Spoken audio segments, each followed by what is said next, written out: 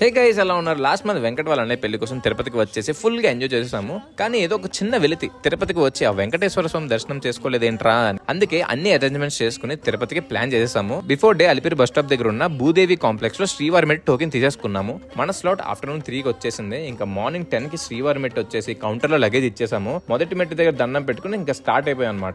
ఒక్కొక్క మెట్టు ఎక్కుతూ చుట్టూ అందరూ గోవిందా గోవిందా అంటుంటే బాడీలో వైబ్రేషన్స్ తో పాటు అలసిటీ కూడా నెమ్మదిగా మొదలైంది. మొత్తం 2388 మెట్లు ఉంటాయి కింద నుంచి పై వరకు. అలిపిరి మెట్లు కన్నా శ్రీవారి మెట్లు మీరు ఫాస్ట్ గా కంప్లీట్ చేయొచ్చు. ప్రతి 20 మెట్లకి డ్రింకింగ్ వాటర్ అవైలబిలిటీ కూడా ఉంది. కానీ ఇక్కడ నాకు మెడికల్ ఫెసిలిటీ ఎక్కడ కనిపించలేదు. అది కూడా ఉంటే బాగుండేది అనిపించింది. 1200 మెట్లు ఎక్కిన తర్వాత టోకెన్ చెక్ చేస్తారు.